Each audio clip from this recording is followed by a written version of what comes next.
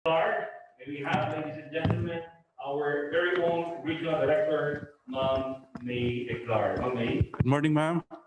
Naimbag nga agsapa, Juraloy, Joseph, ken kanyatay amin nga dadtoy na ken kadagay agdengdengeg ken nagbuybuya jay on live tayo di ba na sa Facebook. Kay so naimbag nga agsapa o aldawan kada tayo amin.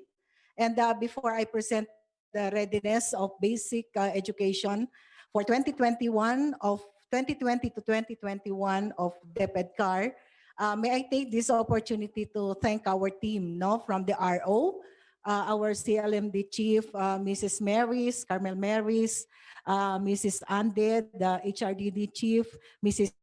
Aida Payang, our Quality Assurance Division Chief, Attorney Self, our Finance Division Chief, Ethel Taked ng ating PPRD, Sir Edgar, ng admin at ang ating ESSD Chief Sir Agustin Gumuwang and Marjorie Valdez sa ating FTAD. No? At ang ating 8 SDSS, ang ating mga school heads, teachers, parents, and partners, for without them, I have nothing to shout out today, Juraloy. So to all of you, thank you so much for the support, and of course, ARD, for the support, cooperation, and collaboration. No? The Department of Education envisions Filipinos who passionately love their country and whose competencies and values enable them to realize their full potential and contribute meaningfully to building a nation. And as a learner-centered institution, it continuously improves itself to better serve its stakeholders. And no matter what challenge may come into it, it will not dampen our spirits in the Department of Education to continue dreaming for our learners, to adjust our sail and push through with our mission to provide accessible, quality, relevant, and liberating education. Anchored to the Sulong Edukalidad Kite, which we used for our DepEd CAR's framework for its learning continuity operational plan, DepEd CAR envisions to soar with the wind, battle all challenges, and allow its strengths to be held by motivated, upskilled, and value-laden educators. 6 months ago, we were all shocked by the sudden outbreak of the coronavirus that caused schools to close and people to stay at home. We were all caught off guard and in the quandary of what the future would bring. DepEd CAR was in the same track of anxiety. While the region climbed to challenges, it remained on track and on its toes. The spirit of resilience was felt, it was alive, and our journey had to begin. DepEd CAR crafted its learning continuity operational plan with the main goal of ensuring that learning opportunities are available for all Cordilleran learners. The LCOP provided guideposts for our schools division offices to set up feasible and contextualized mechanisms to ensure that learning will continue in their own areas amidst this pandemic. Our efforts started with various surveys to gather data relevant to the directions stated in the plan. Profound in this data gathering is the status of enrollment from a meager 287,011 back in June. We have now reached a total of 400,000. No? Ito na yung ating pinaka-latest. 400,099 enrollees from all sectors across the 8 divisions. From the current enrollment, statistics generated from the learner enrollment survey forms was analyzed, and the following were concluded. 80.12% prefer the printed modular learning delivery modality, 9.84% opt for a blend of modules and online, 5.14% go for the use of modules with audio or radio, 8.53% prefer modules with video or TV supplement, and only 1.68% opt for the online learning delivery modality. The statistics led to a bigger picture of the learning modalities per division, where all of the 8 divisions prefer the printed modular learning delivery modality, with the divisions of Baguio City, Benguet, and Tabuk City all set for a blend of modular, online, video or TV, and audio or radio. The division of Abra has prepared has prepared for modular with audio or radio as complementary. To support the 8 SDOs and the schools in preparing for these modalities, relevant activities were undertaken. Primary attention was focused on ensuring adherence to health protocols. Cleaning, disinfection of schools and offices were conducted.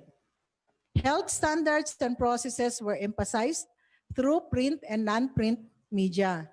And ensuring the mental health and wellness of office and school personnel, parents, and learners was top priority.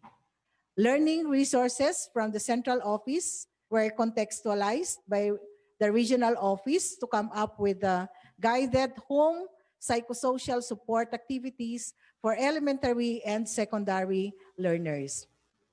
Orientations and workshops are still being conducted to guarantee the psychological readiness of our school heads, teachers, parents, and learners. Prepping school heads and teachers in the delivery of distance learning was conducted to lay out directions in making their weekly home learning plans.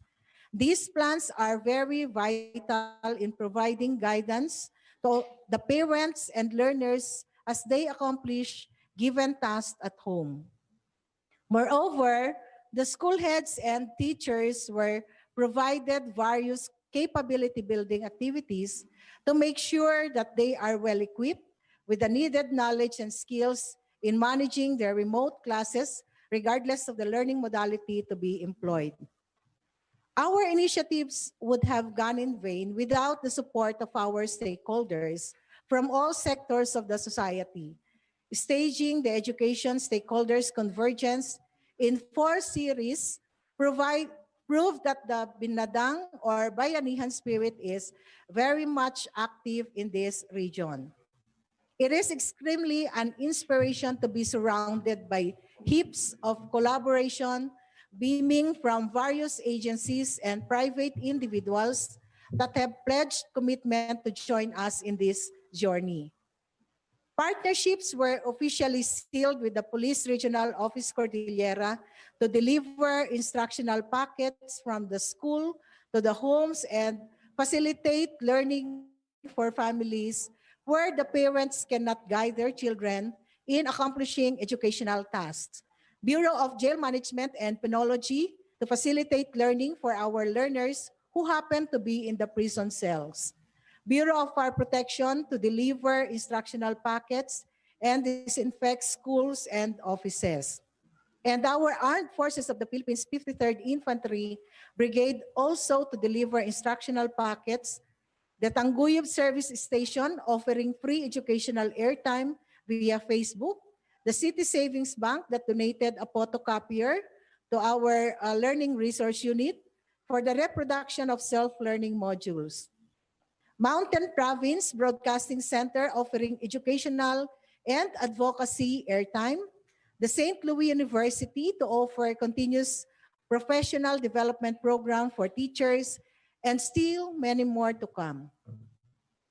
To orient our partner stakeholders on their roles and guide them in this new normal educational endeavor, a virtual DepAyan was conducted, capped with a symbolic send-off for our volunteers in the delivery of instructional packets. Our partnership went global with the coming in of Tata Consultancy Services, an Indian multinational information technology services and consulting company headquartered in Mumbai, India. Through their Go IT program, our grades 9 and 10 students in CAR would be enthused to develop and prototype solutions capable of improving their own communities. The program is now on its pilot run with 32 grades 9 and 10, of the Cordillera Regional Science High School, and every month until April 2021, about 40 students from the schools offering STE in the 8 divisions will be participating in this meaningful endeavor. To make more learning resources available through a free video sharing website, our regional office launched its official YouTube channel in August, named Dami No. This is in support to the blended distance learning delivery and will serve as an access point and repository of locally developed and quality assured learning resources in audio and video formats for online and offline learning. Learning opportunities are indeed made available for all with Project Read to Lead, or the reading enhancement approaches developed through listening, engaging, acting, and doing. Our K-12 learners are continually engaged in meaningful literacy and language activities, while classes have not yet officially started. Activities are focused on reading, storytelling, declamation, poetry composition, and book review, open to all K-12 learners. A pilot run of the learning delivery modalities was conducted on July 13 to 24 with the end goal of improving plans set in delivering learning for the new school year. Results gathered from feedbacks collated after simultaneous focus group discussions with the pilot schools and divisions were analyzed, and these analyzed results led to the development of contextualized mechanisms to guide our SDOs and schools for this school year. These mechanisms were organized into a regional toolkit dubbed as the Regional Memorandum 236 Series of 2023. This learning delivery for remote education would not prosper without the full and positive support of the parents and guardians. The RO developed a parent handbook and a guide for volunteer teachers to lay down expected tasks and responsibilities during remote learning. While we envision the parents to be the facilitators of learning, our teachers also assure the needed support to help parents in guiding their children.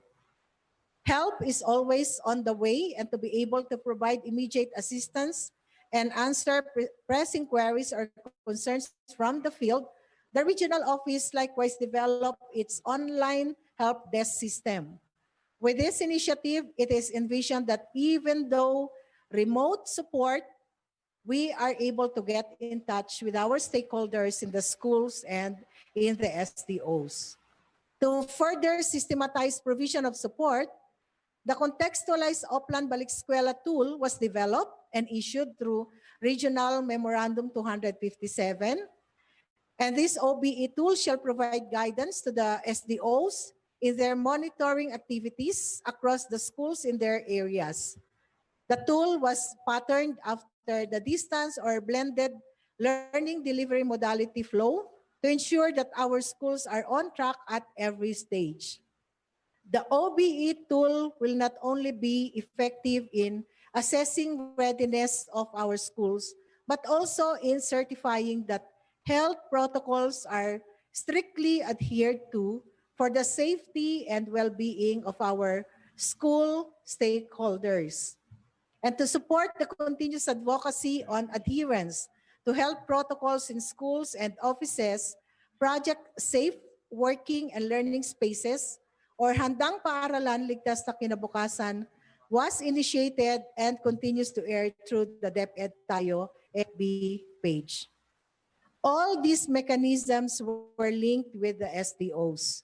At their levels, concrete efforts and actions are being undertaken to operationalize their plans, guaranteeing that our learners shall be learning in a safe and conducive classroom, that their parents or guardians are ready to assist them, that learning materials and other resources are ready and accessible, and that they themselves are psychologically ready to face the new school year full of hope and beaming with dreams of a brighter future. You have heard the story of our journey, a journey heaped with undertakings, enfolded with partnerships, beaming with hopeful people, and engulfed in faith. Margaret Mead shares a timely quote when she said, "Never doubt that a small group of thoughtful, committed citizens can change the world. Indeed, it is the only thing that ever has."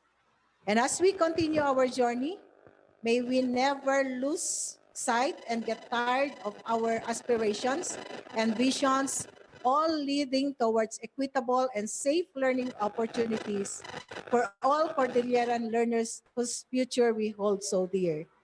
Now more than ever, we in the DepEd CAR shout out that our readiness for school year 2020-2021,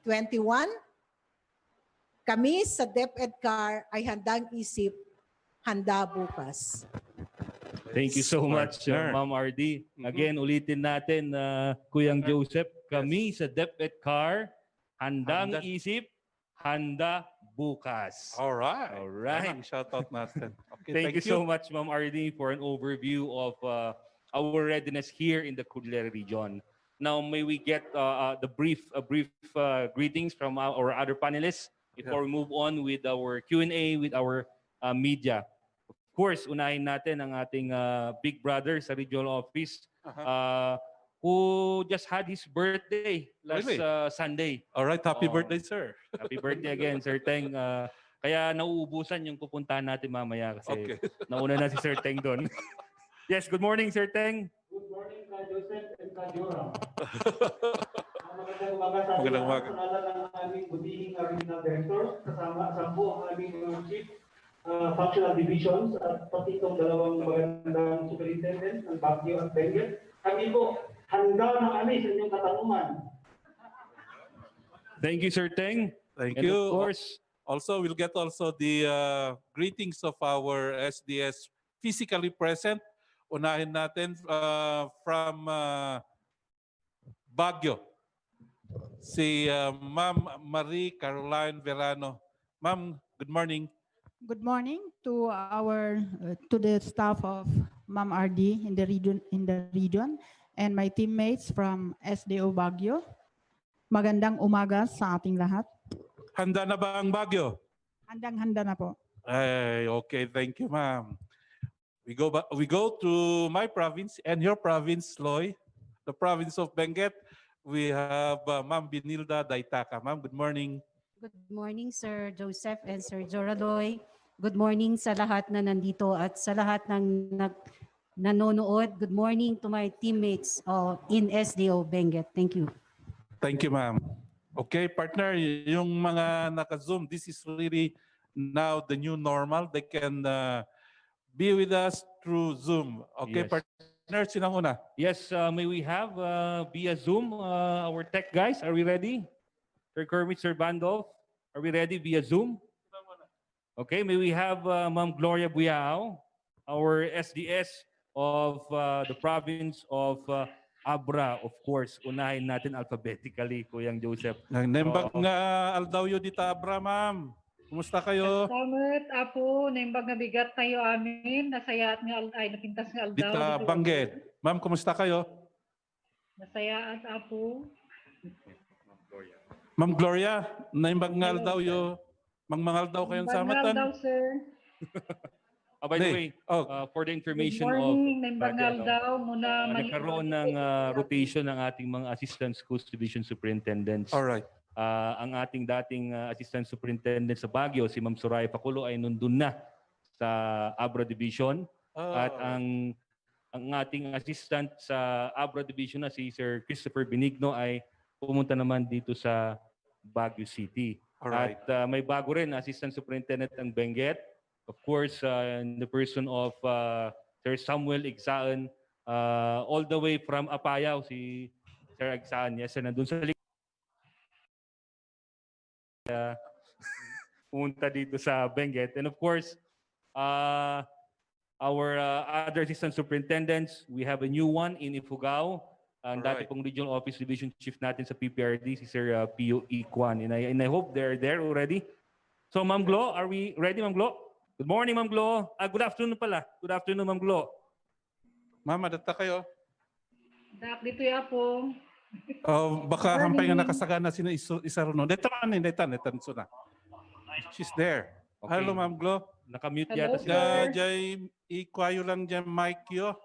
Tapno mangagda kayo dito. Ma'am, kindly unmute your mic. Although we can see you, the video of Ma'am Glo of the province of Abra, our SDS. Okay, we're having technical. Oh, there, she's waving. Ayun po. Kirby, that's the challenge of this, this Well, pandemic. of course, ito yung isa sa challenge sa atin dito sa Cordillera Region, yung ating connectivity sa internet. Kaya nananawagan ulit tayo sa mga ating partner agencies na in charge sa atin sa internet connection to help us out. No? For the information of everybody, ano? Hindi po DepEd ang nagko-connect ng internet. Ano? Or the private sector. Magtatanong po Perhaps, mga partner, natin. we'll go to another province kasi inaayos pa yung mic, yung audio. Kirby, sinong next? Do we have Ma'am Kirby, Sally Olalim of Ifugao? of Apayao? Ay, Apayao. Apayao. Apayao, Sally Olalim. Ipasindayaw. SDS of Apayao. Yes, good afternoon. There you go. Apayao, Ipasindayaw. Kami sa Apayao, handang-handa na. Yes, good afternoon. Good afternoon, Ma'am Sally. Handang-handa na po sa SDO Apayao. Yes. Thank you. Yes, ma'am. Okay. Ma'am Sally, kumusta na po ang ating mga readiness po dyan sa Apayao? Are we ready with our modules? Yes, we are ready. We are ready with everything. Ma'am, how many enrollees do you have at present? And when are you going to open the school year 2020-2021? We have a total strength for public. We have a total strength already of 28,744. Nag-increase po kami ng enrollment if we are going to compare the enrollment as of last school year. That is for the public. Ma'am, That is from kinder to grade 12. Yes, sir? what do you attribute why there is an increase of enrollment now to DepEd po?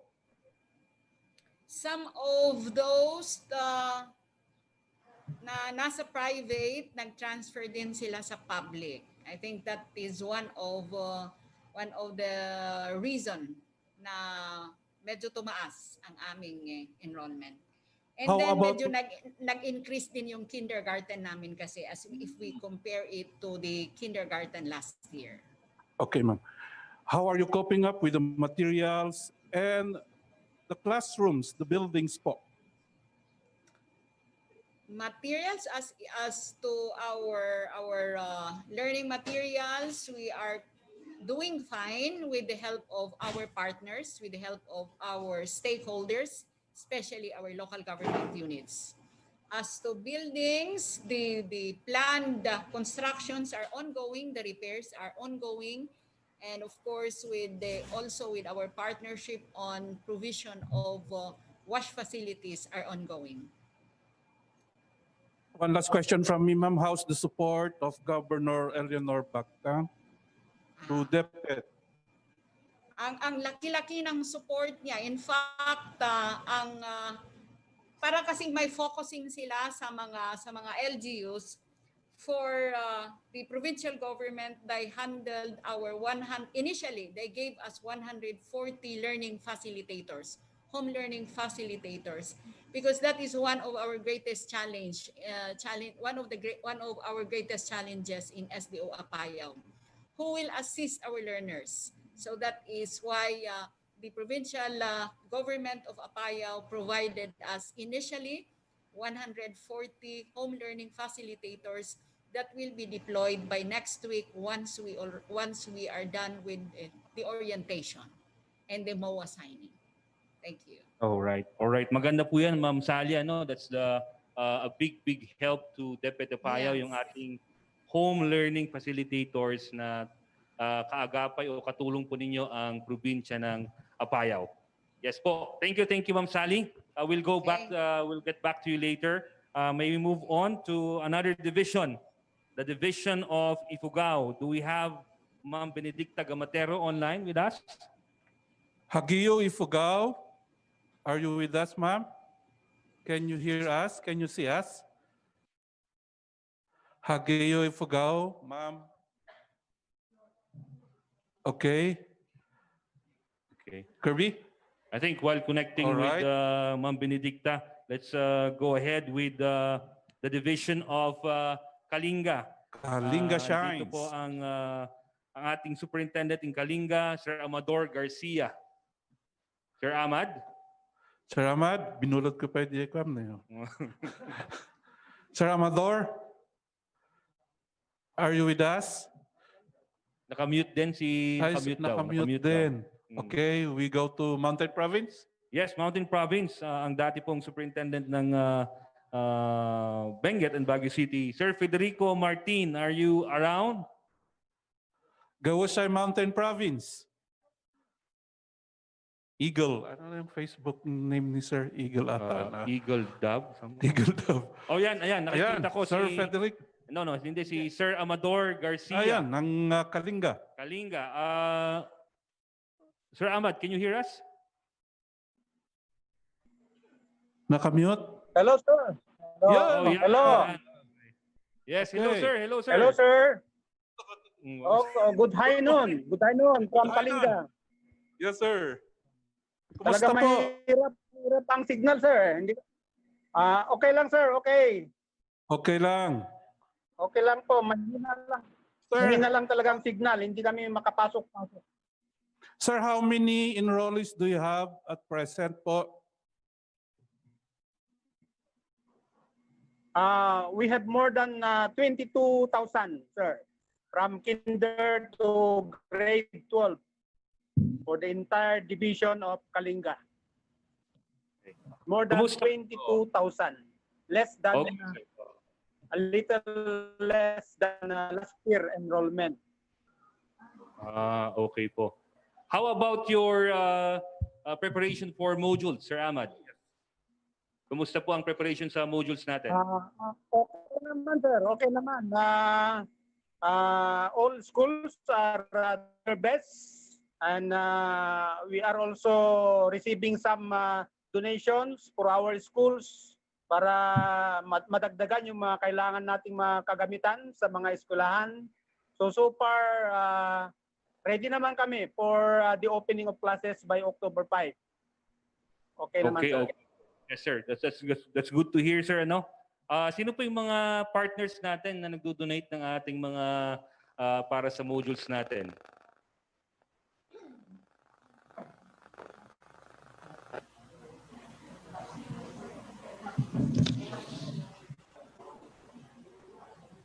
Sir Amador?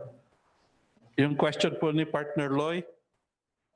Okay, na mahina talaga ang Alright. connection ng DepEd Okay. Kalinga. Yun, we'll get back to you later, Sir Garcia, for more of our questions. We move on to Mountain Province. Are we Alright. there, Sir Federico Martin? Hello, good afternoon. Sir Federico Martin is experiencing a signal interruption. However, she requested that he may be represented for today's press con. Yes, I believe that's Sir Andre of the Division of Mountain Province, our the information officer in Mountain Province. Sir Andre, kumusta po? Are we ready in Mountain Province? Yes, sir. We are ready in Mountain Province. How many enrollees do we have right now? Right now, as of the data gathered from the planning office, we have here a total enrollees of 34,891. comparing from the previous enrollment, which is 35,909, we have a difference of 2.92%. Oh, okay. We'll get back to you later, Sir Andre, for more questions. And I believe may kasama pa si Sir Andre, ang kanilang medical officer, if you would like to ask questions about their preparation naman sa kanilang mental health awareness and psychosocial activities. Yes, of course, sir. we have. Yes. Thank you, Sir Andre. Thank you. May we have also Ma'am Irene Angway of Tabuk City. Ma'am Irene. Tabuk City. Yes, hello. Good morning. Good afternoon. Good afternoon, everyone. Sa lahat ng mga nakikinig at sa lahat ng mga nandito nakasama natin. Yes, So, ma'am. magandang hapon. Yes po. Si Loy po to, ma'am. Ilan na po yung enrollees natin sa Tabuk City? As of now, we have 28,894, a difference of 1,100, 1.1% na dumami. Dati kasi it was 26,963. The biggest increase is in the sa senior high school with 1.35 increase. And ang elementary, ito ang pinakamababang increase, pero 0.99% lang ang increase nito. So the others are all 1 point something percent in sa increase nila. Ma'am, this is Joseph. What are the challenges you're encountering right now po? The challenges that we are encountering right now, but we have already addressed these ones, are more on the thinking of our parents, but we have already addressed, as I have said. So okay na sila, we're ready, no? We have already oriented them and convinced them that this is one of the best. I mean, this is a time for us to still, we don't have to stop living, and we don't have to stop our education just because of this pandemic. Correct. We can still surpass it. Right. So yun. Thank you po. Okay, thank you. Thank you, ma'am. Well said, Yes. Ma'am Irene. We'll get back to you later. Now we go back to the Division of Abra, Ma'am Gloria Buyao. Ma'am Glo. Ma'am Glo. Hello. Ayun. Oh, yun. Ako. Naimbag nga malam, Ma'am Glo. Salamat. Kumusta po dyan sa Abra? Are we ready in Abra? Yes, we are ready, sir. Our Okay. schools are about done with, 98% are done with the printing of the first month. 65% of our schools have already packed their learning materials ready for distribution before and on October 5. For the far-flung areas, we will distribute them earlier with the help, of course, again, of our parents, our barangay officials, and the PNP. But for the nearby, we'll have a ceremonial start or another part 2 of our kickoff on October 5. And that's the time that the nearby schools will be distributing their modules, but that will be done early morning of October 5. Okay, Ma'am, you have 27 municipalities in Abra.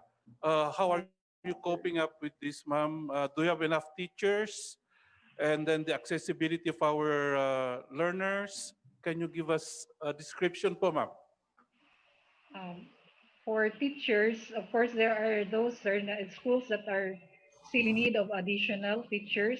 And so we already made the analysis as to those schools with excess to be redeployed to the schools that are still in need of additional teachers.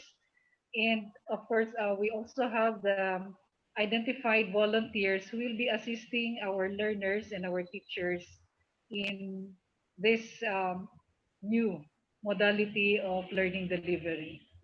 Ma'am, you said there are volunteers. Are you also going to, and you made mention about your partnership with the uniform personnel. Are you going to tap them also as teachers? Yes, sir. Basically, we have already two per, based on the communication from the PNP chief, we have two na ready per municipality, sir. Those who are education graduates. But we will also tap the assistance of teacher applicants. Okay, okay. You made mention, Ma'am Glo, ano, yung ating mga teacher applicants also na pwedeng itap sila for to become home learning facilitators like in Apayao. So we'll get back to you, Ma'am Glo. We'll get Yes, back to you sir. later Thank you. for the question and answer part of this kapihan. Thank you, Ma'am Glo. Of course, Kuyang Joseph, we go back to our two superintendents here in our regional office right now. We go to Ma'am Benilda of Benguet. Kumusta po yung support po ng ating LGU po sa Benguet? I've heard there are a lot of commitment and you've already gathered a lot of support from our LGUs and other partners in Benguet. Thank you for the question, sir. For the LGU of Benguet, they give us 101% support. Sabihin ko ng 101 kasi talaga naman po na more than 100% ang binibigay nila sa atin na support sa delivery of distance learning. The total amount na the total amount na i-share ng mga MLGUs to buy duplicator machines, photocopiers is almost 33 million. Ang manggagaling sa province is more than 12 million. Kaya lang po, yung mga iba hindi pa nabili yung mga photocopiers, duplicators kasi dadaan po yan sa public bidding. At ang mga iba na bibilhin din po sa province, we requested for face masks, alcohol para sa ating mga volunteers. The total of volunteers reported sa first OBE report natin is 722 plus 28 PNP. But yung 722 na yun, not all of them are para teachers. Some will be, some volunteers are to distribute house to house yung mga SLMs. Yun po. Okay, thank you, Ma'am. Yung Congress caretaker natin, we learned a lot. Can you share to us ano po din ang binigay niya sa DepEd Benguet? May mga learners na binibigyan siya pero darating malalaman namin yung exact na kung ano din po yung ibibigay niya sa mga learners. Pero ang alam ko po, nagbibigay po siya sa mga learners na may binigyan na po siya ng mga tablet, ganyan po, sir. Thank you po. Thank you. Yeah, part also ng mga advocacy or initiatives ng Benguet ay ang ating mga mental health awareness and psychosocial activities which are very important in preparation for this new normal. So ano po yung mga ginagawa natin sa SDO Benguet, Ma'am Benilda? Meron po tayong information education campaign materials. Unang-una po dyan yung Sigud Chaabong, that is for parents. Parenting po yun, spiritual, at po yan nandun. Pangalawa po yung Project Sagana, strengthening mental health of learners. And then, yun sa Sigud Chaabong, nandyan po yung child protection din. Then, yung Kalma, yan po ang advocacy natin para i-practice po yung health protocols. Sa Kalma po kasi nandiyan yung maghugas ng kamay, magsuot ng face masks. And sa mga schools din po, we encourage them to post the process flow kung paano mag-adhere sa health protocol. Pag halimbawa, distribution and retrieval na ng mga SLMs, nandyan po posted. So sinasubmit naman po nila yung mga processes para makita lang natin. Pero ang mga yan ay papatarpulin nila, ipopost sa school at saka sa community. Meron din po silang ginawa na spot mapping kung nasaan yung mga teachers at mga volunteers para po madaling masagot. Kung halimbawa yung isang parent natin ay located sa isang sitio, mabilis po nating masabihan kung kanino pwedeng kumonsulta. Yun po, sir. Thank you po. And may I add, sir, meron din po palang 53 na i-hire na PSB paid ang ating PLGU. Kasi po tumaas ang enrollment ng ating dito sa Benguet, sir. Thank you. Thank you. Okay. Okay, we'll have Ma'am Marie Caroline, and then we'll have the question and answer from our media friends, both physically and they're also watching us, covering us over Facebook. Partner? Yes, to Ma'am Caroline, ang isang initiative naman ng Baguio City ay ang pagtulong ng kanilang parents, yung kanilang Parents Academy. This is something na worth noting since kailangan talaga natin ang tulong ng ating mga parents dito nga sa pag-deliver ng ating learning dito sa new normal. So Ma'am Carol, can you give us an overview of this Parents Academy? Dito sa Parents Academy, meron din tayong power book na yon ay may mga instructions din doon kung paano tutulungan ng mga magulang ang kanilang anak. At yon din ay may mga stories din kasi natapos tayo ng pilot run sa 4 na paaralan at isang ALS Learning Center. At yung mga experiences ng mga parentes doon sa pilot ay nailagay din, may mga nailagay din sa libro. At iba pang mga proyekto ng Division Office, Region at sa Central Office ay nailagay din doon. At yung mga iba pang mga programa at mga learning modalities na na-explain doon sa libro.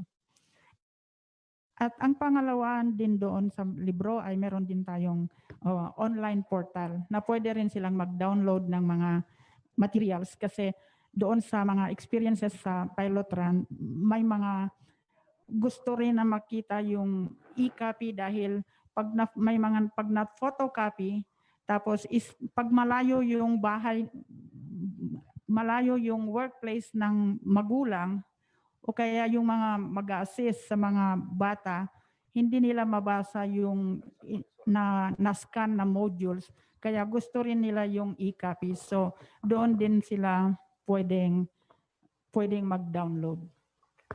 Ma'am, one question before we go to Romy Gonzalez of DZRH. Baguio is the biggest, of course, here in the Cordillera. Your enrollees, please update us, please. What's the percentage of the increase? We have about 4% increase as of yesterday compared to last school year. A total of 63,613 in the public, elementary, secondary, and ALS. But for the private schools, we have 14,444, but still ongoing po ang submission. Compared to last school year, we only have about 44%. So last school year, they have 32,806. Okay, thank you, Ma'am Carol. Now let's move on to the Q&A part of this press conference. First off, to give questions to our panelists, may we have Sir Romy Gonzalez of DZRH. Yes, Romy. magandang hapon po sa ating mga panelists, especially to our regional director. I would like to direct my first question kay Director Eclar. Considering the fact na we'll be utilizing yung mga volunteer groups, ma'am, PNP and other agencies, ma'am, in terms of kumbaga statistics, ilan yung nasa private, ilan yung PNP, ilan yung manpower na if we have statistics to show kung ilan yung tutulong talaga sa ating pagbubukas ng klase come October 5 dito sa Cordillera Region, ma'am. Okay, maraming salamat sa katanungan. Nais kong ipasagot yung tanong kay ARD, no? Nasa kanya yung ating data. Salamat, Romy, sa magandang katanungan. Actually, meron tayong 7 klase ng partners dito sa Cordillera, sa regional office, na meron itong category, yung uniform men and women, that is composed of PNP, BJMP, BFP, and the Philippine Army. The second category, of course, the academe, we go with them, the informatics and the St. Louis University, Baguio. The third, of course, our media partners. The fourth are the financial institutions, the FTMAS and the City Savings Bank. And of course, the fifth, of course, we have heard a while back from the from the information from the report, the director at that consulting group, global. And of course, the sixth category is composed of the business sector, Alaska, and Nestle Philippines, and from the national government agencies, the SWD and the ILG. So for the PROCOR, we would like to give you the data that we received just this morning. Volunteers from them, composed of men and women from the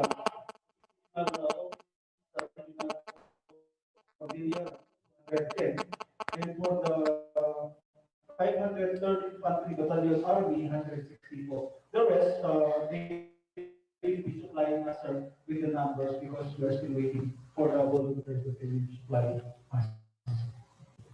In terms of tulong, ano po yung parang common na support na ipagkakaloob nila sa DepEd pag umpisa na ng ating klase po?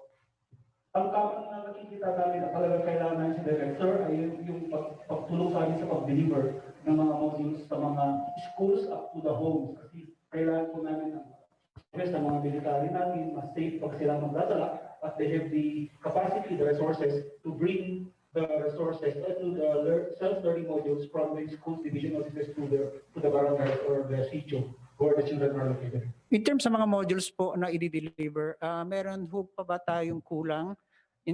Kasi may ginagawa pa ba tayong printing sa mga modules at sapat na ho ba yung ipapamahagi po natin sa Cordillera? Base sa report na natatanggap natin sa ating mga schools division superintendents at base na rin doon sa assessment report na ginagawa natin, sa ngayon ay nasa 1:1 ang ratio na ng mga SLMs kumpara sa ating mga learners. Ongoing ang printing kasi ang pinaghahandaan natin ngayon ay hanggang first quarter o hanggang December. So hindi pa rin natatapos ang printing natin. Pero for the first 2 months ay nakahanda na yung ating mga self-learning modules. Okay. Ma'am, other questions. Alam natin maraming tinamaan nitong pandemic, especially in the private sector, at maraming paaralan yata nagsara. Do you have statistics, ma'am? Kasi makikita natin may increase na yung enrollment sa public ngayon as compared to private. Can we get some statistics siguro, ma'am, sa siguro natin overall yung enrollees, tapos yung private kung meron, at yung ilan yung nagsara na mga paaralan po natin? Nais kong ibigay ang pagsagot sa iyong katanungan kay Ma'am Aida. Siya ang ating Quality Assurance Division Chief na may hawak din sa mga private schools. Ma'am Aida,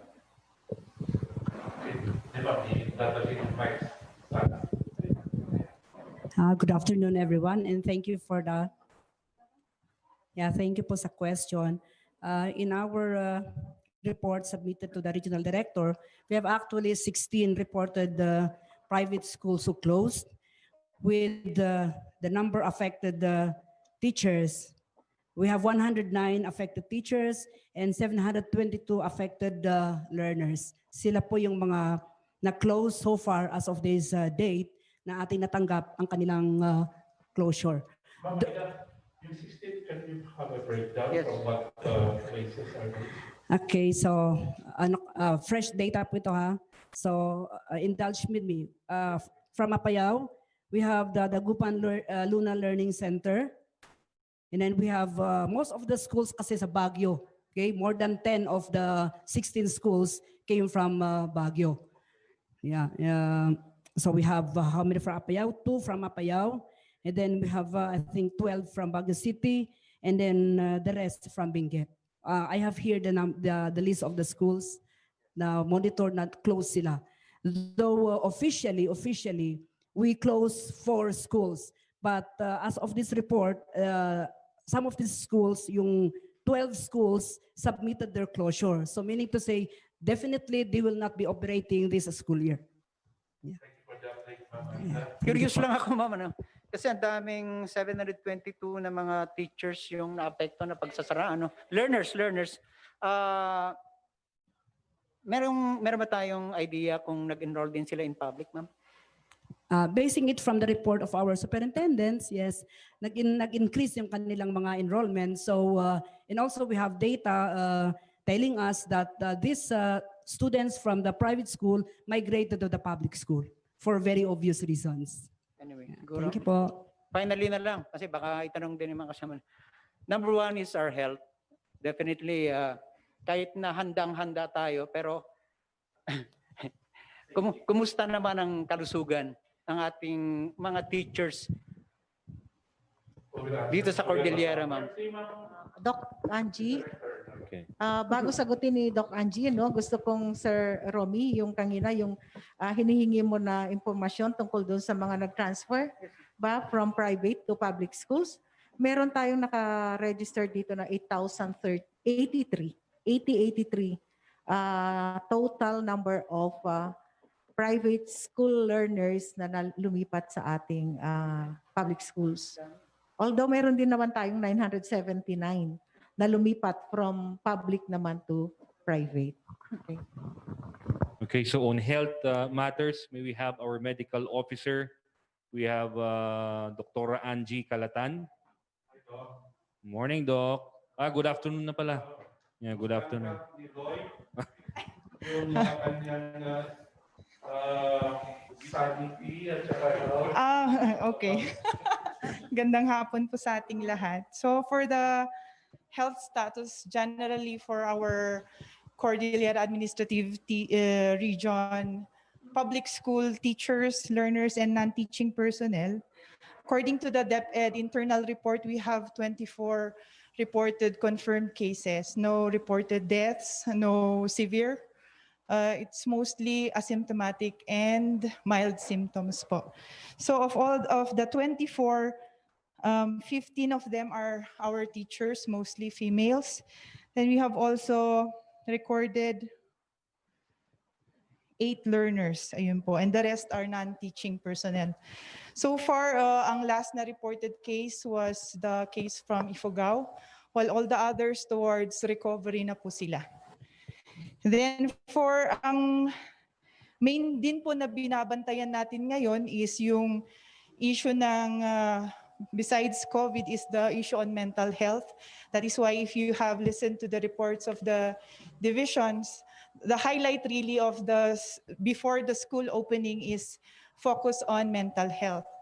And the HR of both the regions and the schools divisions offices, if you would if they would have announced their accomplishments, it's mostly on our mental resiliency na webinars to capacity build our teaching and non-teaching so that we would eventually be able to help also our learners who are right now, it's a challenge right now to organize learners kasi nasa mga bahay-bahay sila and they are on quarantine.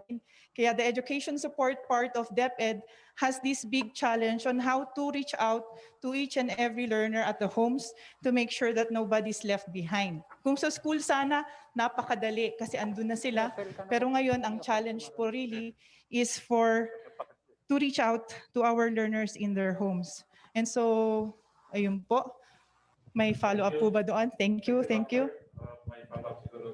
Oh, thank you. Thank you po, thank you. I would reserve the other questions to our colleagues in the media. Before the question of Open of Pag-Umidlan per year, partner, we'll make it alternate because some media are also covering us online. Partner, we have a question, partner? Yes, we have a question through text.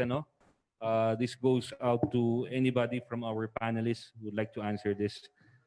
Can the DepEd clarify why some public schools do not want the modules be used as answer sheets and even ask parents to photocopy and even rewrite the modules on other sheets of paper or use intermediate pad as answer sheets for the students?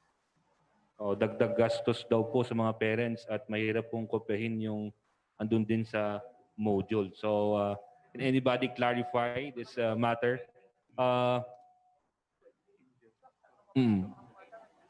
Yes. So, would like to answer? I think this parent is Baguio City, Ma'am Carol. Ma'am Carol, any answer to this? Hindi po nasabi kung private school or public school to. Just to clarify. We have the instruction with our CID that if the modules are one-on-one, and for now we are delivering the modules one-on-one, they could already use the modules. We will look into that if there are still some instructions in some of the schools. Okay. Thank you, Ma'am Carol, for that clarification.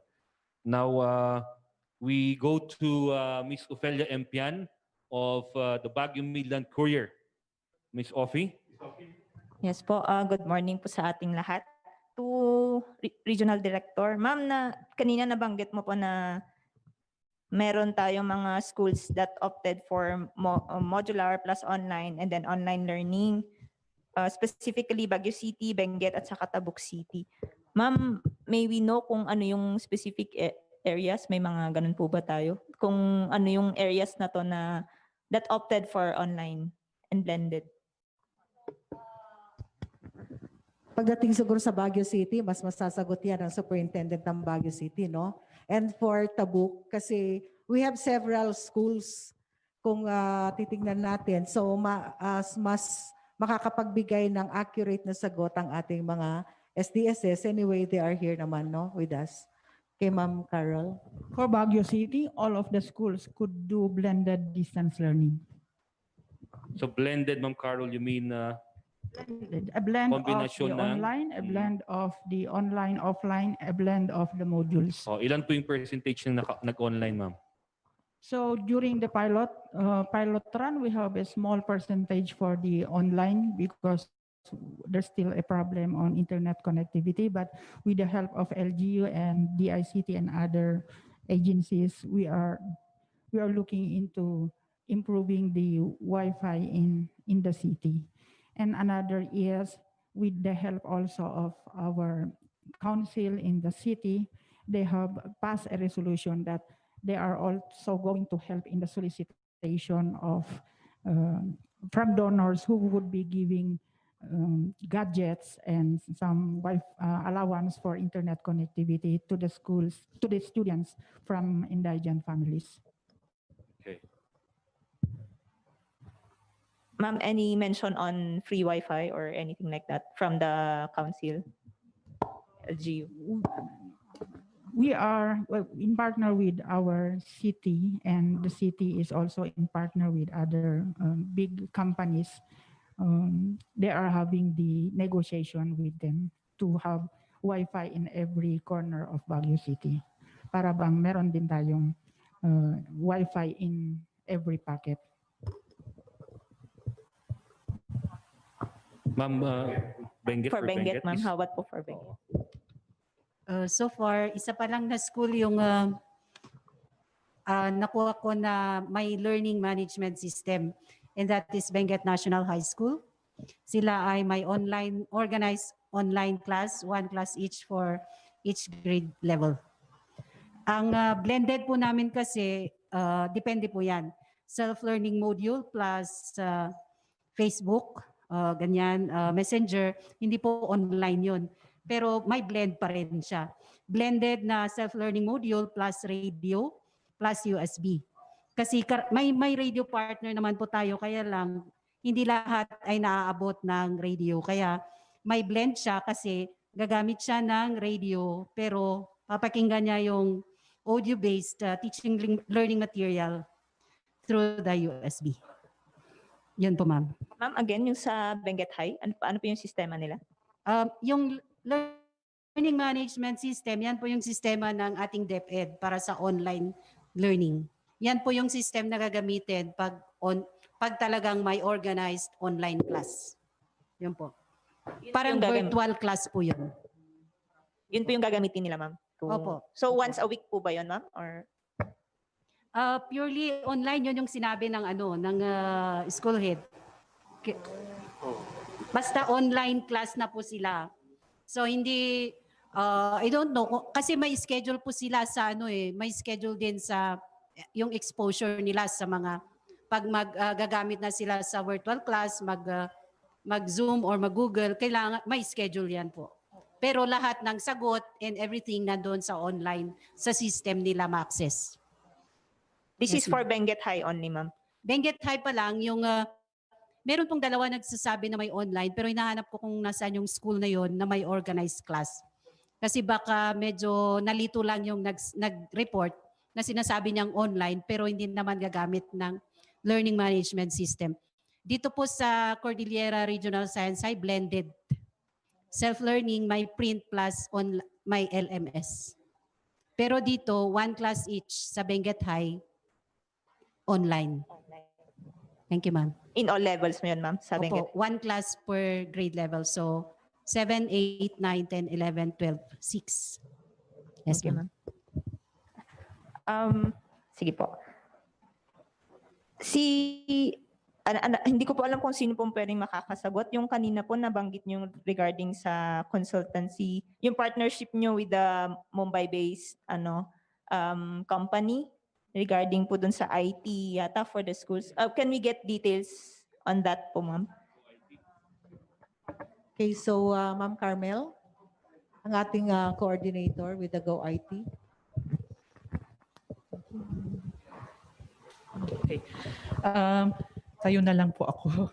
Yung Go IT po ay Indian-based. Isa po siyang multinational consulting agency that partnered with the regional office. Basically, Tata Consultancy Services po actually yung organization. Yung Go IT po ay yung programa nila, and this is centered on science and mathematics and technology. So they will be training, first po, they trained our teacher facilitators. There were about 19 teacher facilitators trained, that's our regional office coordinators. And then ngayon po, at the moment kasalukuyan po ay they're having our pilot run, we are having our pilot run with Cordillera Regional Science High School, 32 grade 9 and 10 students. This is an 18-hour training, so this will be until Friday po. And they'll be learning more about technology, prototyping. Ang end result po nito ay they'll be having a project na community-based. They will research on a problem in the community, tapos gagawan po nila ng solusyon. Parang proposal po. And they'll be presenting this on Friday. Thank you, ma'am. Ma'am, saan po ang pilot area? So pilot muna po ang Cordillera Regional Science High. Ano pa po yung plano natin after na ma-pilot natin? Ay, okay. So after Cordillera Regional Science High School ay pupunta po tayo ng Baguio. There will be about 40 students there also. Then Benguet. So every month po ay merong schedule. Usually the 3rd week of the month. So Abra, Apayo, Baguio, Benguet, Ifugao, Kalinga, Mountain Province until we have saturated all. This will go on until April of 2021. Ma'am, dependent din po ba siya sa online, sa Wi-Fi, ganyan? Yes po, basically po, it is a virtual training because the speakers are not only coming from the Philippines, but they're also coming from India. Thank you po. Last question ko na lang po siguro. Paano po yung grading system po pala natin dito sa sa sistema natin, sa learning natin yun? Yan po actually ang inaantay pa po natin na ibaba. Dahil wala pa po tayong guidelines from the central office in terms of grading. Okay, thank you, Ma'am Carmel. We go back to the question of Ms. Lisa of ENA. We follow by Denver Bastigo of DCW. Okay, di Denver na. Kan tapos pag-pass ni Joseph. Di kan Denver mabalik niya yung pagpili ito. Hi, Denver. Good afternoon po, sir, and sa ating mga panelists. Siguro to Director Eclar, since ma'am, yung klase po is distance learning, So may we know kung ano na po yung pagbibisihan ng ating mga teachers kasi hindi naman sila magtuturo, ma'am, sa paaralan, sa loob ng paaralan. Sa distance learning, hindi magtuturo ang mga teachers, magtuturo sila. So paano po, Oo. ma'am? So paano? Okay, so doon pa lang sa preparation ng mga weekly plans, ng mga activity sheets, magiging busy na yung ating mga teachers, no? Pangalawa is nakamonitor ang ating mga teachers every day sa kanilang mga learners. Kaya magiging busy sila, no? So hindi tama yung sinasabi ng iba na mga magulang ang magtuturo, wala nang gagawin ang mga teachers. Mali po yun. Ang ating mga guro ay nariyan pa rin para magbigay ng suporta sa ating mga learners. Hindi natin na i-explain, no, yung flow ng ating yung proseso kung paano ba yung distance learning na yan. Mas maganda siguro kung maipakita yon at para malaman kung paano nga ba ang delivery sa distance learning. Pwede ba na ipakita natin and then Ma'am Carmel will discuss it para mawala yung ating agam-agam na walang gagawin ng ating mga teachers, no? Na hindi na magtuturo. Kailangan ito liwanagin natin, no?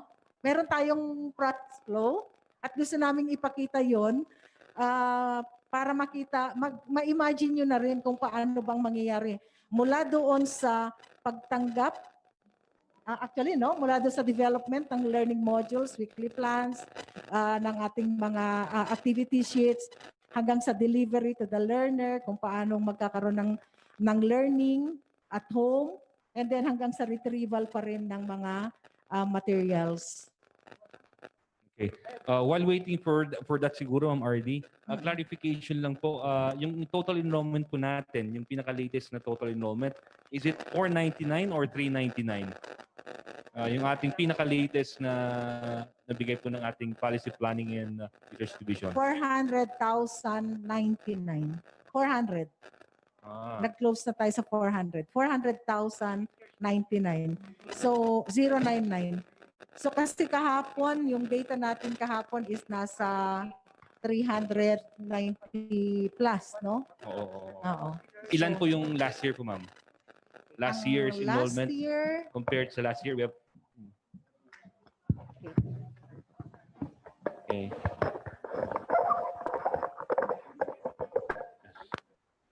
Ma'am Etheline? Ma'am Etheline? While waiting for the presentation of Ma'am Carmel. Okay.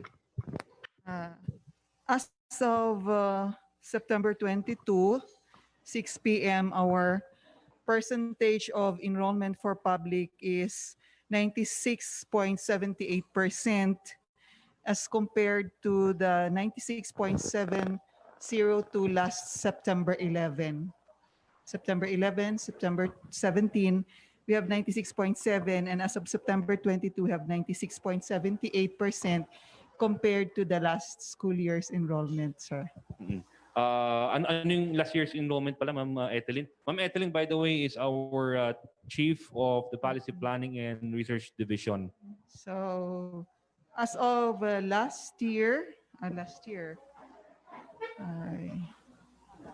so it's, I will get the exact total, but we are comparing this to that of around 370,000. No, sir. Your 2019, sir? Yes po, ma'am. Yes, ma'am. Last year. For public school lang, ma'am, di ba? For public school ngayon, we already have 96.78% compared to last year's enrollment in public school. Yes, 96.78%. So, kukunin ko pa yung 2019. Okay, ma'am. While Ma'am Etheline will give us later yung data natin. Ma'am RD? Yeah, noong 2019, ang ating enrollment is 434,758. As of yesterday naman tayo, meron tayong 400,029. So kung ang pagbabasihan natin is the number ng last year's enrollment ng public schools, nasa 96 something percent na tayo, di ba?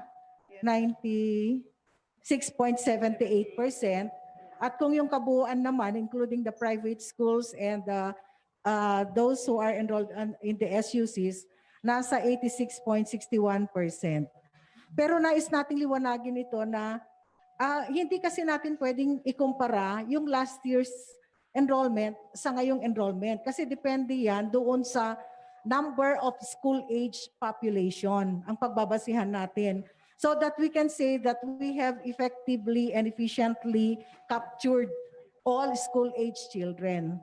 So kaya ngayon, so far ngayon, ang pwede lamang nating maibigay ay yung total number of enrollees natin.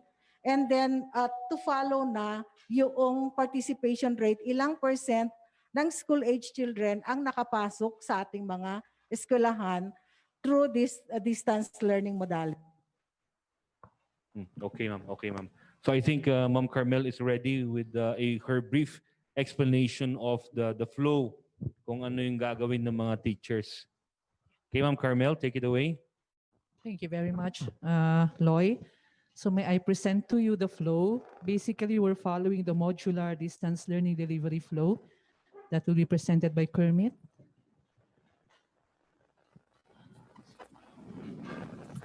It starts with the modular development, the quality assurance of the modules,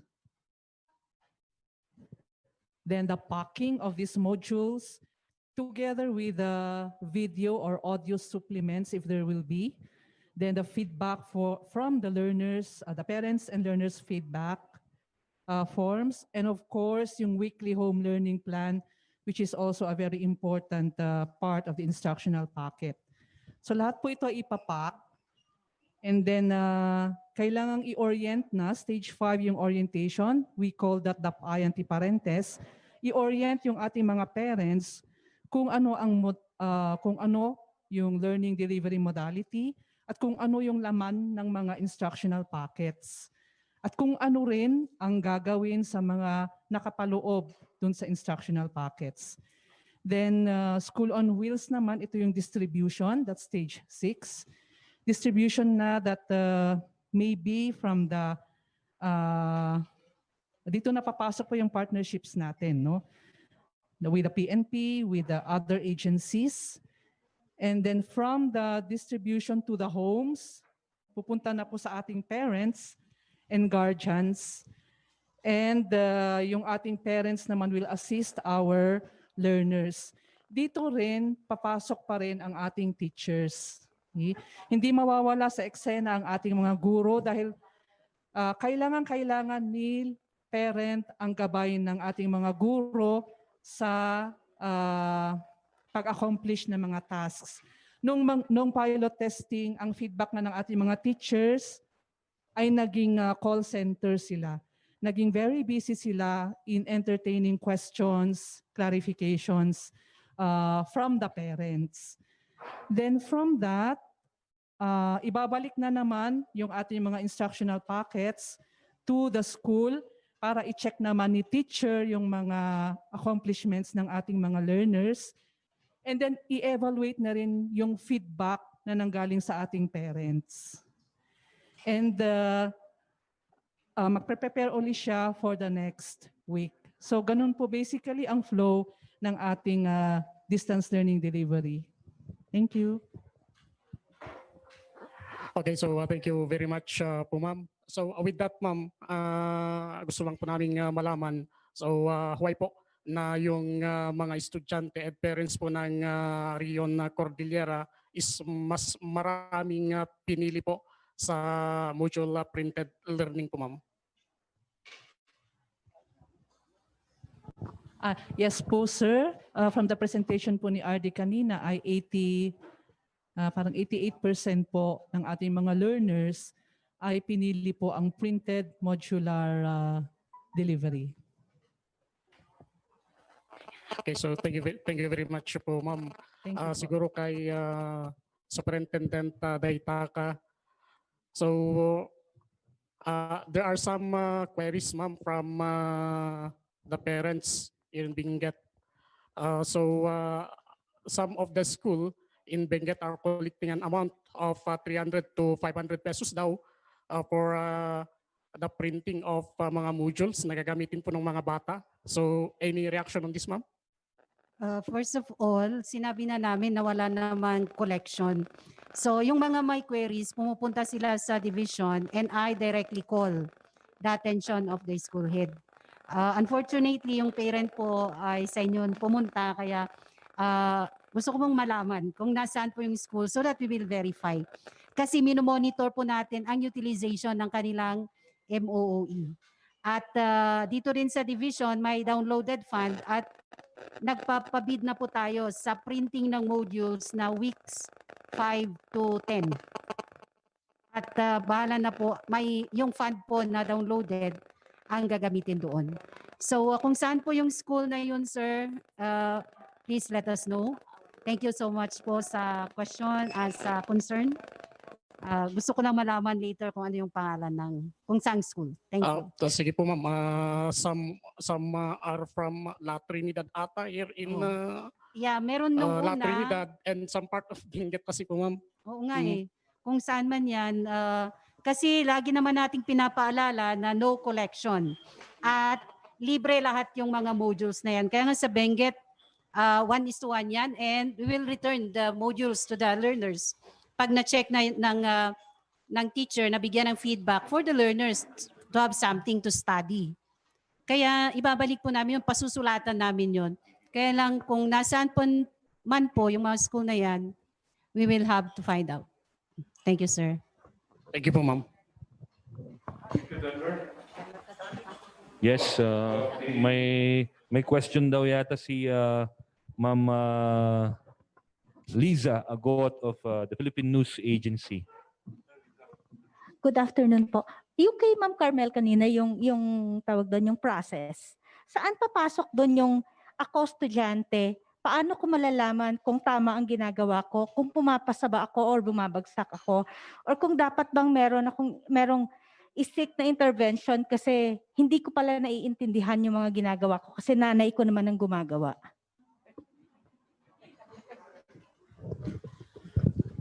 Within the stage po ay pwedeng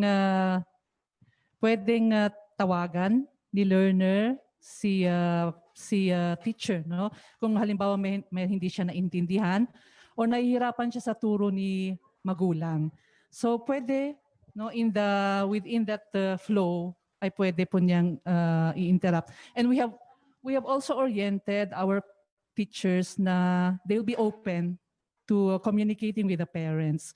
So hindi lang Monday to Friday. During the pilot testing, that's the feedback. Even during Saturdays and Sundays, even beyond the wee hours or beyond yung evening, ay marami pa rin tumatawag, hindi lang magulang, kundi pati ang ating mga bata. Ma'am, tawag doon, balik tayo before the pandemic. The way to gauge or tawag doon, ang process natin engaging whether a student is passing or not is a quiz, examination. Pero dito ngayon, parang wala sa process itong, doon sa flow mo na binigay mo, yung makikita natin pumapasa ba kasi maayos yung ibinalik na module because who made it? Are we going to look into all of these things? Kasi parang hindi ko siya ma-visualize na pumapasa or natututo yung anak ko or ako natututo as estudyante. Wala pa tayong nakatalagang guideline pero we made or there is that learner feedback form. There are questions there that would ask the student how he is gauging the modules that he is answering. There's also a question for parents that will determine how they're gauging the modules that their children are answering. Is it hard? Is it difficult for them? Is it within their comprehension, mga ganon, or within their ability? And then ito ay babalik dapat sa ating teacher. During the retrieval po, babalik po lahat dapat ito sa ating guro at i-evaluate yung mga feedback na ito so that they will be able to make adjustments. So in the course na ma-observe ni teacher na may difficulties, kailangang mag-provide siya ng intervention. At yun din po ay pinaalala natin during trainings for our teachers. Yung mga modules, bibigay sa estudyante, tapos after a week, babalik sa teacher, di ba pa? Tawag doon, ito ba kapag na-check na ni teacher, babalik kay estudyante para makita nila kung ano ang nagkamali? Or kung tama or mali ang ginagawa nila? Yes po. Kailangan pong i-feedback ni teacher sa estudyante kung saang banda siya mahina or saan ang strength niya. I-feedback meaning verbally giving the feedback or the document or the module going back to the student? Yeah, the document going back to the student or the teacher calling the parent or the student. Panghuli po, saan papasok yung part na si parent or si student magbibigay ng information kay teacher kung nahirapan ba siya, saan ba siya nahirapan? Anong stage yun doon sa process? Within the week, ma'am? Which part of that doon sa process na to, yung bumalik na yung papel na na-check ni teacher or doon sa time na ibabalik pa lang kay teacher?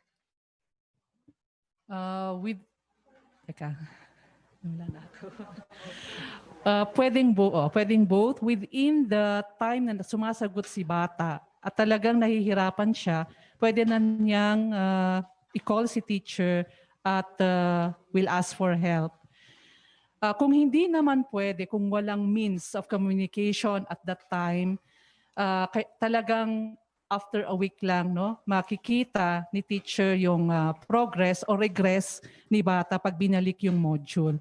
At parang after a week din, makikita ni bata kung paano siya nag-progress or regress based on the feedback ng ating teacher. So depende rin po kasi ma'am sa sitwasyon ng community. Depende rin po sa accessibility ng communication between the teacher and the family. Kaya po natin din ini-encourage yung presence ng ating facilitators para maibsan yung ating problem in this regard. Thank you, ma'am. We all know mahirap ito kasi first time naman tayo lahat dito, di ba? Pero tawag doon, parehas din kasi tayo na hindi natin alam kung ano ba ang nangyayari, kung ano ba ang mangyayari, kung paano ba. Like ako, I personally asked this question because from the past school year hanggang ngayon, hindi ko makontak yung teacher ng anak ko. Although hindi kayo concerned kasi college itong anak ko. Di ba? Until now, incomplete ang grade niya. Parang hindi ko alam at alos ako i-enroll ba ulit ito? Dapat bang we don't know, 'di ba? Anyways, siguro are we going to have an evaluation?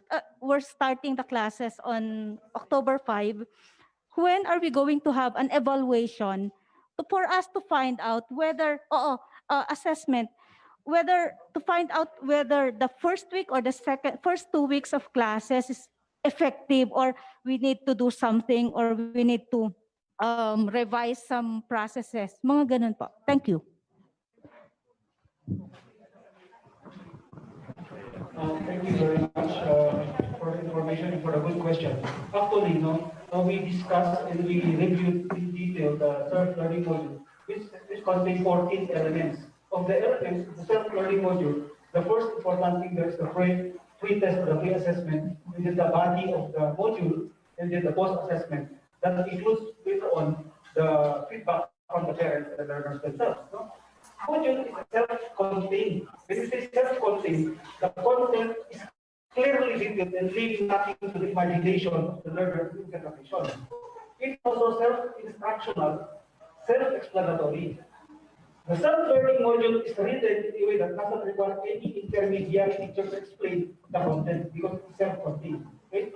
Content is written in simple language and in small chunks to help distance learners assimilate the content by reading and working through the instructions. So there are specific instructions. That's why it is almost 32 pages. No? And thus, the teacher is built in the module, into the text. So hindi siya built-in sa text o sa module. Self-paced din siya or self-directed. When we say self-paced or self-directed, the SLM is designed in a way that provides necessary directions to the learners to study and progress. Okay? This is done by using a variety of techniques, including the use of hints, notes, graphics, icons, and explicit directions on how to do, what to do, and what is expected of the learner. Okay. And the use of learning objectives, guidance, introduction, and conversation style of writing text, instructions how to do and how to answer the self-assessment questions are elements self-direction that are used in SLS to facilitate learning. In other words, there is still an assessment. Yung hindi siya written. Wala po muna yung written because that's composed only of 20% of the whole assessment process. No? Meron po dyan yung research, meron po dyan yung mga activities like reflections, and many other kinds of assessment. Yung written assessment, talaga muna, i-announce ko ng ating buding undersecretary, na in the meantime, because of this, wala munang written assessment that is composed of 20% of the total grade of the students. Now, when we say self-motivating, it should arouse the curiosity and interest and encourage the learners towards in-depth study and critical thinking. Okay, so motivate them to question and reflect their own experiences and practices. So these are provided all in the self-learning module. And sinabi self-learning because it is actually self-evaluating. No? And the self-assessment provide questions and their personalized feedback to allow the students to evaluate themselves and learn from their own action. What is the key word there? Honesty. So dito natin makikita mamay how honest our teachers and our learners and their parents. No? Distance learner must know how they are progressing in their learner active manner. No? So learning activeness is the key, where use of in-text questions, self-assessment questions, unit exercises, reflective action-based exercises, and feedback all play interactively. And those are contained in the self-learning module. So that is my idea about the self-learning module. It contains the elements in itself without the intervention of the teacher. Okay, so simply put, pag sinabi nating self-learning module, ito yung mga learning materials na ibibigay sa mga bata na ang laman nito ay naka-jive doon sa competency level din ng bata. Kaya yung sinasabi natin na baka si teacher ay si mama o si grandmother, no, ang gagawa noon, naka-assist lang ang mga magulang. Pero ang mga kung ang isang grade 3 learner, ang ibibigay naman sa kanya ay naayon sa level niya. Hindi naman yon level 5, no? So naayon sa competency. Kaya nga meron tayong mga tinatawag na most essential learning competencies na inilagay dito sa mga self-learning modules. Kaya self-learning, hindi siya mother learning materials. Self-learning materials kasi yung bata mismo, kayang-kaya na niya na sagutan yung mga yon kasi nakaakma yun doon sa kanyang level. No? Yun ang tinatawag nating self-learning modules. Okay, thank you, Director Eclar. May we acknowledge now Lauren Limondo of Samstar. Magandang hapon po. Para kay Ma'am Marys and Sir Gumuwang. Tuloy pa rin po ba ang sports and physical activities ngayon sa distance learning natin, ma'am?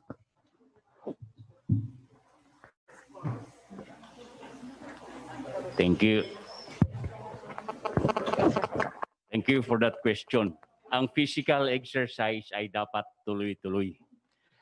Men and women, children should have a continuous physical activities. But for the school sports program, for the district meet, regional meet, provincial meets, up to the Palarong Pambansa, as of now, suspended pa rin, ma'am. So, but we are not prohibited to continue our physical exercises because kailangan na kailangan ang bagi natin. Anong bagi? Katawan natin. Yan.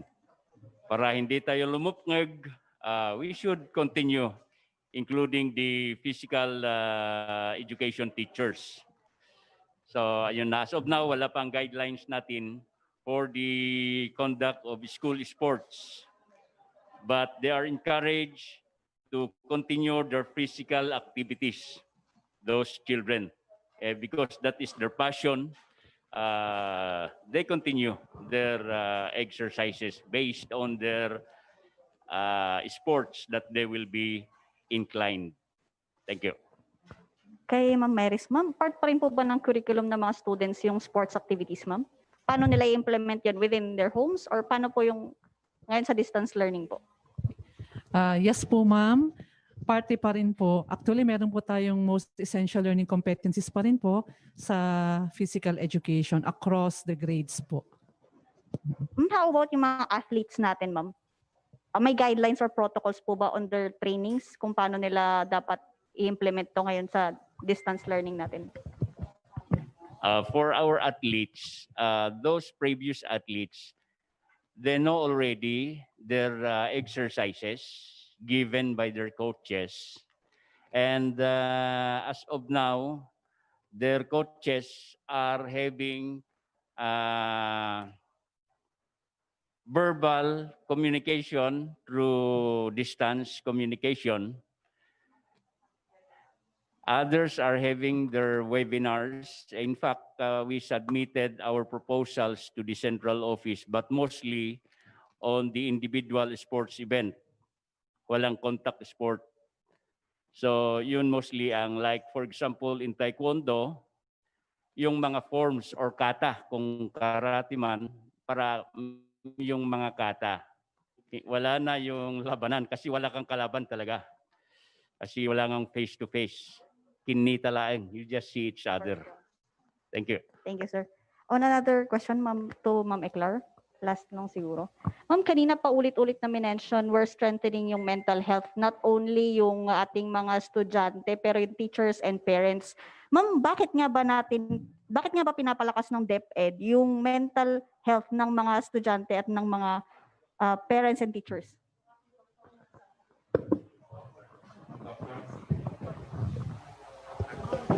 Okay. So one of the, how shall I say this? Sa forecasting in anticipation kasi, one of the things that came up, even sa WHO findings, is that there is an increase na cases on mental health concerns or issues, especially during the quarantine. No?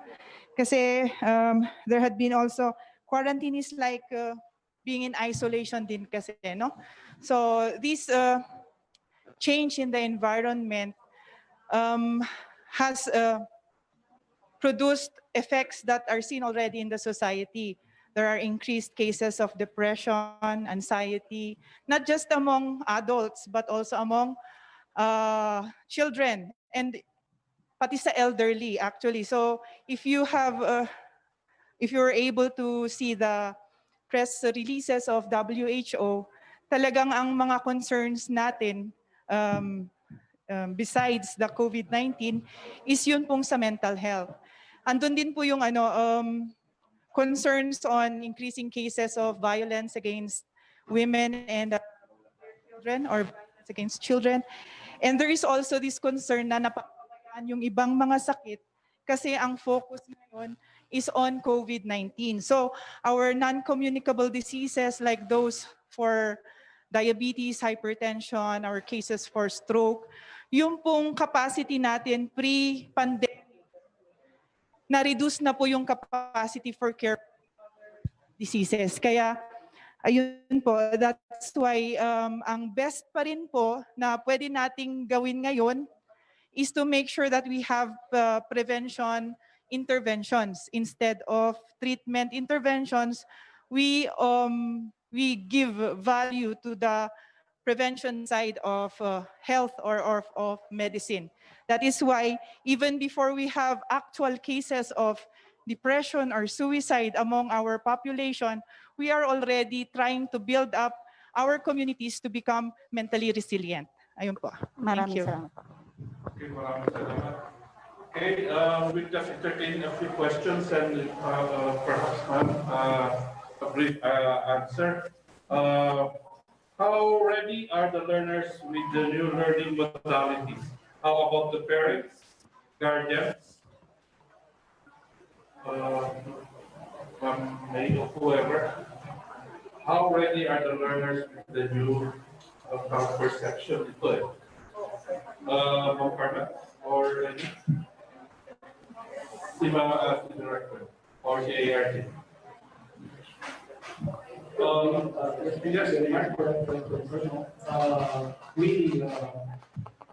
Preparation already at the point that we are ready and handa tayo. And basically also from the report of our field officers, superintendents, school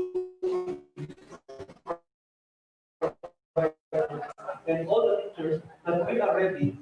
We cannot really say 100% ready because this is actually a new learning modality, but we will try our very best based from the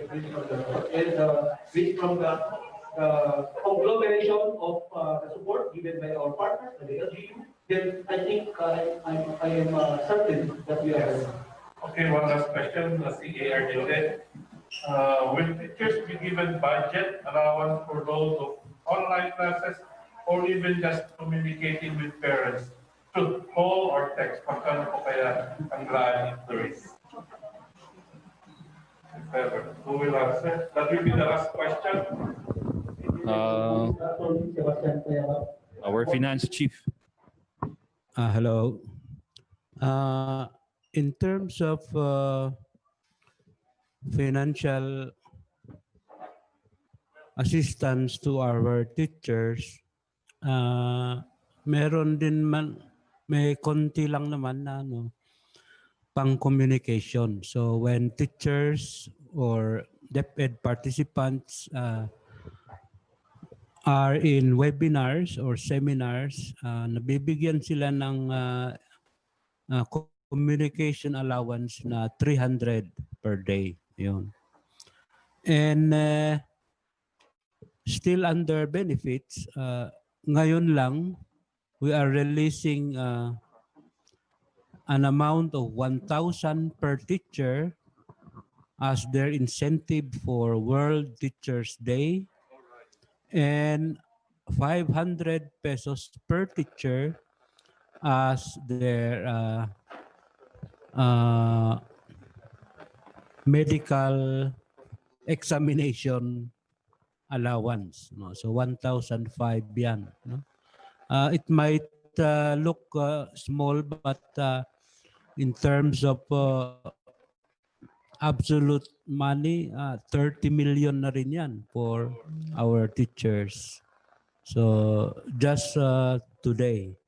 And hopefully this will be available to all teachers by the opening of class on October 5.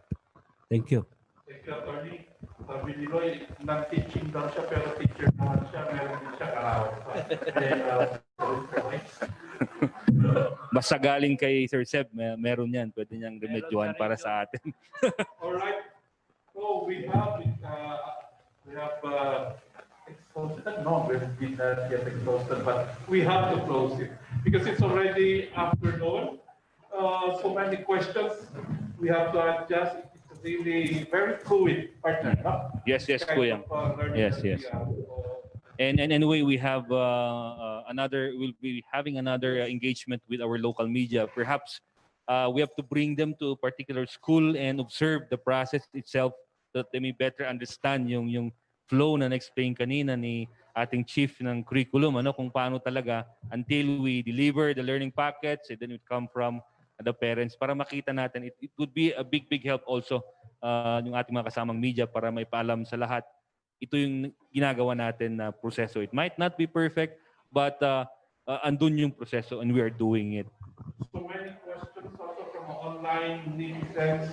Maganda yung sinabi mo, we will have another kapihan with our partnership and ma-educate natin ang isa't isa, learners and parents and other stakeholders.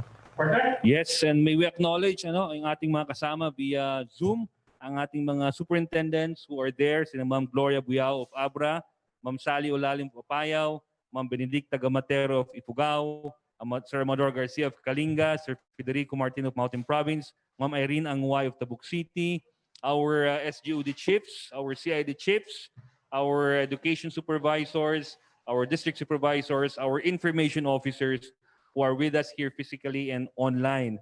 And of course, to our regional office division chiefs who are here, very supportive. Andiyan po yung connection ng lahat ng kanilang divisions to really make our programs and projects successful.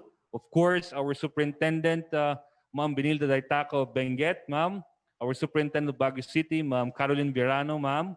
And of course, our assistant regional director, Sir Florante Vergara. And to give us the closing remarks and acknowledgements or parting shots on behalf of all of us here, may we again have our regional director, our marvelous Ma'am May Eclar. Thank you, Jeraloy. Thank you, Joseph. At sa lahat ng ating mga partners sa media, sa inyong mga katanungan at sa mga kasagutan naman na ibinigay ng ating mga kasamahan dito sa panel. Katulad nga ng sabi kanina, hindi pa ito perfecto at maaring marami pang mga katanungan, no? Kasi ang nakikita lang natin ngayon at ang na-present namin sa inyo ay kumbaga ay kinikiliti yung ating mga imahinasyon. Pero kung tayo po ay pupunta mismo sa ating mga SDOs, sa ating mga paaralan, doon po natin actually makikita kung gaano kahanda ang ating mga paaralan para sa October 5. So may mga policy pa na ibababa ang DepEd Central Office. Katulad nung katanungan kanina tungkol sa assessment, pina-finalize pa ito. Pero before the opening ay ilalabas na yung polisiya na hinahanap natin kanina. Pero meron na pong naka-ready na at for signature na po ng ating secretary. Hindi lang po namin pwede pang i-divulge, baka mamaya may mabago doon, di ba? So ayun po, lahat po ng mga polisiya na nagagamitin natin para sa opening ng school year ay nakahanda na at for signature na po ng ating minamahal na kalihim. So assurance as to whether CAR is ready, katulad na sinabi namin kanina, with the assessment na ginawa natin using the tool that was given to us by the central office.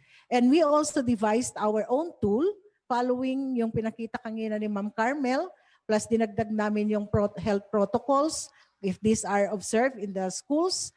Ito ay pumasa, no? Doon sa assessment po ay nakalagay na advanced stage ang preparation natin para sa opening ng klase. Ano pa ba yung mga pwede nating ibigay na mga assurance? Ang commitment mismo ng ating mga superintendents kanina, napakinggan naman natin na sila mismo ay nagsasabi na handang-handa na ang ating mga SDOs, ang ating mga paaralan para sa pagbubukas ng klase ng October 5. So magkakaroon po tayo ng kick-off, di ba? Simultaneous kick-off ng ating mga SDOs by October 2. So iniimbitahan po namin kayo na sana doon makapunta kayo sa ating mga paaralan, no? Kung paano ang ating mga SDOs, kung paano talaga yung proseso na mangyayari and even during the opening. And then from there, hihingin din po namin yung inyong mga feedback upang sa ganon ay kung may mga hindi pa po natin nakita during the preparations ay magawan pa rin po natin ng mga kasagutan, no, or paraan. So muli, maraming salamat sa ating mga kasama sa RO, sa SDOs, sa mga preparations na ginawa at ang ating media partners for this day. Medyo mahaba, maraming katanungan, pero yung mga binigay na katanungan kay Juraloy ay sasagutin din natin online. So sana ay may open ang ating online help desk. Maaari din po na ilagay doon yung mga katanungan pa. Thank you so much sa inyo lahat. Yes, thank you so much, Ma'am May. Ang importante, Kuya Joseph, ready na po ang DepEd Cordillera, ang ating mga public schools sa darating na pasukan on October 5. Shout out lamang po sa ating mga technical working groups dito po sa ating readiness shout out dito sa regional office. Thank you so much. And of course, the Public Affairs Service Director natin, si Director June Godoy. Thank you so much also for assisting us. And of course, PIA CAR through our Regional Director, Ma'am Helen Tibaldo, Kuyang Joseph, ang ating mga partners sa media. Maraming salamat. At panghuli, Kuya, yes, allow us to mag-shout out talaga that we are ready. Para may energy. Partner, on your count. Right. On your count, partner. Okay, sabihin natin sabay-sabay ha. Handang isip, handa bukas. Okay, handang isip, handa bukas. Okay. So isisigaw ko, kami sa Cordillera, ang sasagot nyo, handang isip, handa bukas. Kami sa Cordillera, handang isip, handa bukas. Hanggang sa muli, our Secretary Kapihan sa Baguio. This is Joseph Cabrano. And Cheroloy Palaway of DepEd CAR. Until next Kapihan. Magandang hapon sa ating lahat.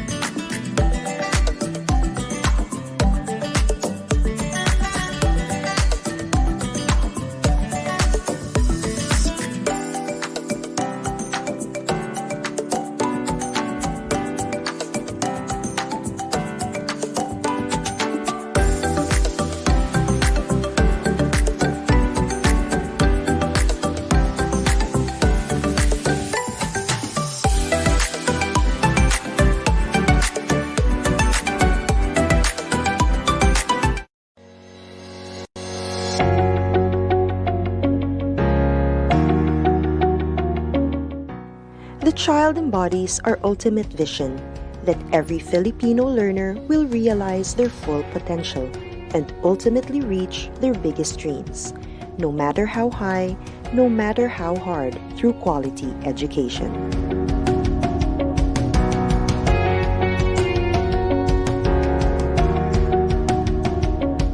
And as our learners aim to soar, we must continue to elevate our goals.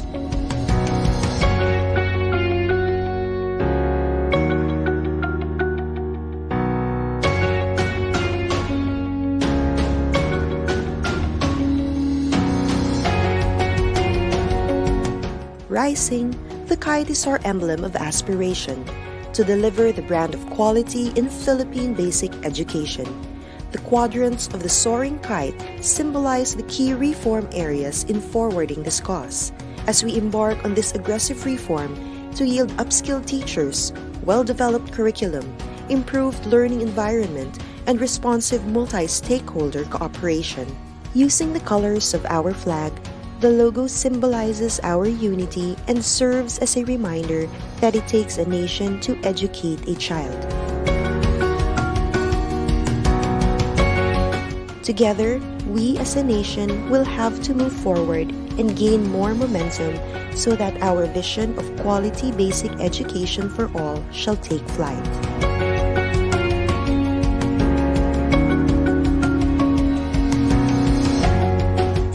Sama-sama sa pagsulong ng edukalidad.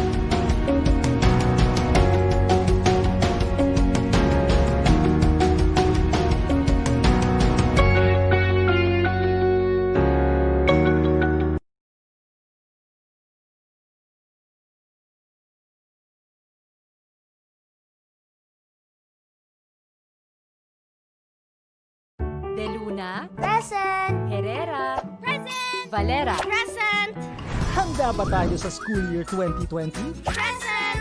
Ngayong taon, ang edukasyon tuloy pa rin. Sa tulong ng DepEd, mga guro at mga magulang, ang handang isip, handa bukas. Tuloy-tuloy ang pag-aaral. May mga modules para sa iba't ibang antas. Sa government TV, maging sa radyo.